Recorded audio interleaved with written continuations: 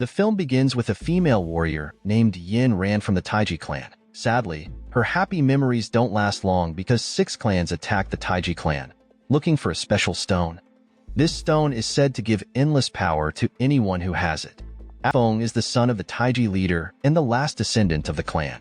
While thinking, Yin Ran played a flute that Chung Feng had given her, which made him remember the attack. Seeing him panicking, Yin Ran tried to calm him down. They were actually waiting for a clan leader. They believed this clan leader was one of the masterminds behind the Taiji clan massacre. The leader's name is Imo Nan, known for being cruel. This time, Imo Nan brought an army of bats to attack Chung Feng and Yin Ran. Imo Nan also sent soldiers to capture Yin them, who ran into an old temple. This temple was a relic of the Taiji clan and was now completely ruined. At that time, Chung Feng and Yin Ran split up to trap Imo Nan inside the temple.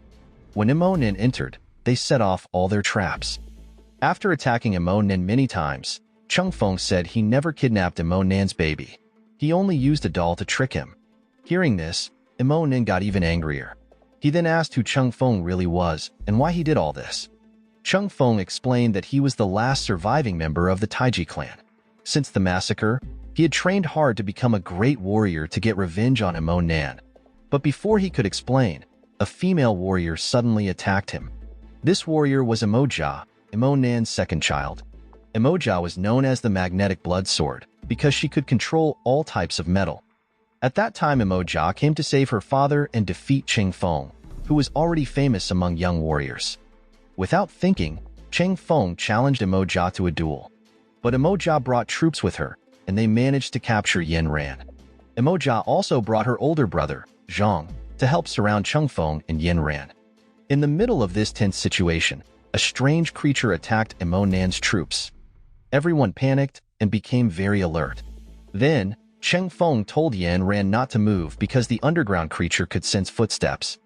Meanwhile, Imoja and her troops decided to fight the creature. While Imoja and Zhang were busy fighting, Chung Feng and Yin Ran used this chance to find a safe place. They knew the Taiji temple well, so they quickly found a hiding place. They entered a cave and rested there for a while. While waiting for things to calm down, Yin Ran wondered about the strange creature. Chung Feng then remembered a story he heard as a child. His late parents told him that this temple was built to store the Taiji stones, which other clans wanted.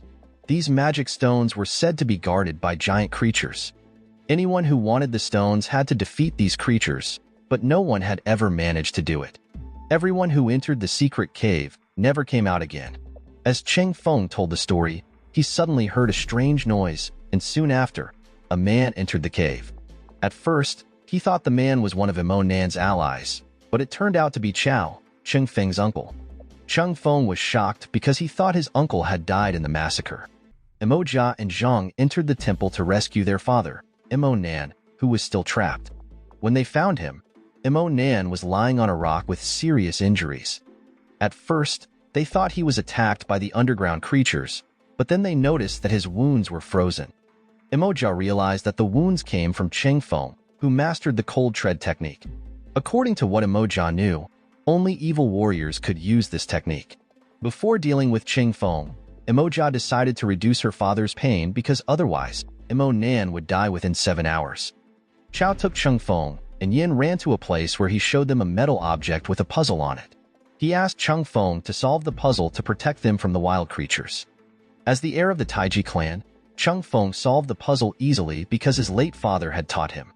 The metal then opened like a door, revealing a secret entrance to the graveyard of wild animals where the Taiji stone was kept. Chao explained the power of the magic stone and why it shouldn't be controlled by just anyone to prevent misuse. But other clans still wanted the Taiji stone, leading to the brutal massacre. Hearing about the massacre, Chung Feng's anger grew, and he only thought about revenge. Before Chung Feng could respond, Chao gave him a map to find the Taiji stone and absorb its power. He also named Chung Feng the new head of the Taiji clan, hoping to revive the lost clan after taking revenge. However, despite her warnings, Chung Feng entered the secret cave, and Yin Ran followed to ensure he didn't die inside. Inside the cave, they moved slowly and carefully. Soon after, Chung Feng opened the map to find the Taiji stone's location. Suddenly, Imoja appeared and attacked him. In the middle of the fight, Zhang and his men surrounded Cheng Feng. Emojia also took the map from Cheng Feng, saying she wouldn't let him control the Taiji stone unless he gave her the antidote to heal Emo, and since only Cheng Feng could cure the wounds with his cold tread technique. While they argued, the cave floor shook again, and a giant snail appeared, attacking them all. Fortunately, Cheng Feng and Yin Ran managed to avoid the snail's attack, but there were many more wild animals that could appear at any time. Cheng Feng knew he had to find the Taiji stone quickly. Emojia then asked Cheng Feng why he saved her and Zhang, even though he had a grudge against their father. Cheng Feng explained that his grudge was only against Emo Nan, not his children. Emojia and Zhang felt a bit grateful but still suspected Cheng Feng for putting their father in a coma. Before they could discuss more, the giant snail attacked again. After defeating the snail, Cheng Feng grabbed the map that had fallen from Emojia's hand and ran to get the stone. But then, a dirty warrior named Wu Pong attacked him, also wanting the map. Wu Pong eventually fled, and Cheng Feng chased him to a giant spider's nest. Wu Pong disappeared, leaving the map behind. Soon after, Yin Ran and Chao caught up with Cheng Feng at the nest. When they were about to read the map, Emojia and her troops surrounded them again. They argued, and Zhang wanted to kill Cheng Feng, but Emojia stopped him. She knew that only Cheng Feng could heal her father and that they needed the Taiji stone to restore his strength after he recovered. At that time, Emojia and Cheng Feng agreed to make peace until they got the Taiji stone. However, they had to get through a giant spider web without waking the spider. The giant spider was one of the strongest creatures in the cave, even eating giant snails. And Cheng Feng, who could read maps, decided to create a path through the spider web, but he accidentally woke the spider. With the help of Emojia and Yin Ran, Cheng Feng managed to avoid the giant spider. After making the path, Cheng Feng told everyone to follow him across the web. Everyone got through safely, but Yin Ran stopped in the middle because her flute fell onto the web. The flute was very valuable to her, so she tried to retrieve it, but this made the giant spider furious. Despite saving Yin Ran, Cheng Feng decided to defeat the spider so it wouldn't cause any more trouble. Using all his kung fu skills, Cheng Feng was determined to fight it alone. After escaping from the spider's nest, Cheng Feng got angry with Yin Ran for risking everyone's safety to save her flute. Yin Ran apologized. Meanwhile, Emojia was in pain from being sprayed by the spider's poison. Feeling guilty, Yin Ran treated her with herbal plants. During this time, they got to know each other and shared their stories. There, Yin Ran thanked Emojia for helping her earlier. Emojia asked why Cheng Feng, who seemed kind, could use the cold tread technique, which was usually used by evil warriors. Yin Ran explained that Cheng Feng didn't use that technique, and no one in the Taiji clan knew it. While they were talking, they heard fighting. Soon after, Wu Pong appeared and attacked Cheng Feng again, but managed to escape even though Cheng Feng almost defeated him. Wu Pong left behind traces similar to the cold tread technique, making Emojia suspect that Wu Pong was the one who attacked her father. Emojia decided to find Wu Pong to take revenge and get the map back. Yin Ran, however, had a different opinion. She thought the person using the cold palms was Chao, because his hands were always very cold. She didn't believe Wu Pong could have such a move since he seemed insane. At that time, Cheng Feng didn't accept Yin Ran's accusation against his uncle and told her to go home and not interfere in the search for the Taiji stone. Long story short, Cheng Feng and his friends arrived at a big place where Wu Pong was already waiting. As Yin Ran had said, Wu Pong was indeed insane. With the little sanity he had left, Wu Pong said he had been in the cave for 18 years but never found the Taiji stone. After saying this, he suddenly went crazy and became violent again. There, Cheng Feng and his friends got tired of Wu Ping's behavior and decided to ignore him. Then, Cheng Feng opened the map and tried to solve the puzzle. According to the map, the place where they were standing was the location of the Taiji stone. But Cheng Feng couldn't find anything there. After thinking for a while, he realized that the place formed a yin and yang symbol. Hearing this, Wu Pong started digging in the middle of the symbol. Surprisingly, Wu Pong found a stone mound. Soon after, the moonlight turned red and something strange happened. A giant ball appeared, protecting the Taiji stone. This ball could move and contained deadly poison. Wu Pong and Zhang were hit by the ball and poisoned. In the chaos, Cheng Feng noticed something strange about the ball. He decided to fight it alone to find out what was inside. When the ball split open, Chung Feng was shocked to see a pair of giant rats inside. Chow explained that one of the rats had swallowed the Taiji stone. At that time, Chung Feng had to cut open the rat's stomach before it went berserk.